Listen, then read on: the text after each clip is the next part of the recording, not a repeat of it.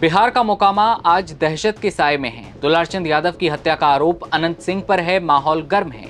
दुलारचंद के समर्थक न्याय की मांग कर रहे हैं और ये बात भी कह रहे हैं कि अगर जल्दी न्याय नहीं मिला तो अंजाम बुरा होगा। लेकिन क्या है दुलारचंद हत्याकांड का सच? कैसे हुई दुलारचंद यादव की मौत? पोस्टमार्टम रिपोर्ट में जो निकलकर अब सामने आया है उसने सबके होश उड़ा दिए हैं। दुलारचंद यादव की हत्या किसने की? क्या सब कुछ पहले से प्लान था? कौन से हथियार का इस्तेमाल किया गया? आइए जानते हैं पोस्टमार्टम रिपोर्ट में कौन कौन से बड़े खुलासे हुए हैं। दरअसल शुरुआत में गोलीबारी और गाड़ी से कुचलने की बात सामने आई थी, लेकिन पटना सदर अस्पताल की पोस्टमार्टम रिपोर्ट ने अब पूरी तस्वीर को बदलकर रख दिया है।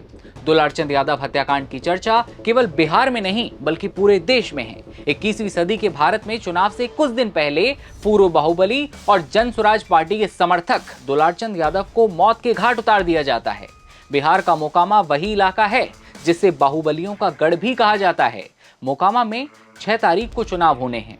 चुनाव प्रचार के बीच ही दुलारचंद यादव की सनसनीखेज हत्या हुई, लेकिन पोस्टमार्टम रिपोर्ट में जो अब निकलकर सामने आया है वो चौंकाने वाला है। रिपोर्ट्स के मुताबिक उनकी मौत फेफड़ा फटने और सीने की कई पसलियां टूटने की वजह से हुई। ये चोटें इतनी गंभीर थीं कि इंटरनल ब्लीडिंग हुई, जिससे दुलारचंद की मौत हो गई।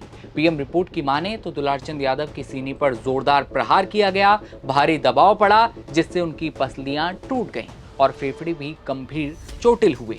शरीर पर कई जगह गहरे घाव और खून जमने के निशान मिले हैं। फेफड़े फटे हुए मिले हैं। अंदर ही अंदर ब्लीडिंग होती है। छाती की कई पसलियां हैं जो टूटी हुई पाई गई हैं, खासकर दाहिनी ओर। इतना ही नहीं, रीढ़ की हड्डी के पास भी चोटों के निशान पाए गए हैं। सिर, घुटने, टखने और पीठ पर गहरे जख्म और चोटें पाई गई हैं। अब सवाल यह भी है कि क्या दुलारचंद यादव को गोली मारी गई थी? बता दें कि दाहिनी पैर के पास फायर आर्म इंजरी का जिक्र है, यानी गोली लगने के निशान पाए गए हैं। कई जगहों पर अब्रेशन यानी कि घर्षण के निशान हैं और फटे हुए घाव भी मिले हैं। डॉक्टरों ने लिखा है कि मौत का कारण cardio pulmonary failure with blunt injury to chest and head, यानी कि छाती और सिर पर जोरदार चोट और फेफड़े फटने से हृदय और सांस प्रणाली ने काम करना बंद कर दिया और इससे दुलारचंद यादव की मौत हुई।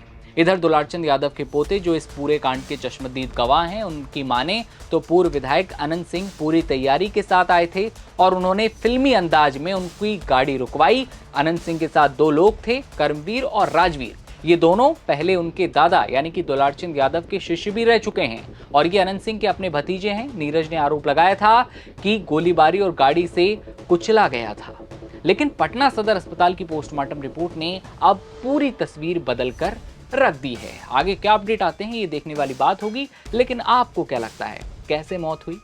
कौन आरोपी था? किस तरह से ये हत्या के आरोप अनंत सिंह पर लगे हैं? क्या वो सही हैं और कितने सही और कितने गलत हैं? क्या राय आपकी कमेंट सेक्शन में बताइए और तमाम खबरों के लिए बने रहिए नवभारत टाइम्स के साथ।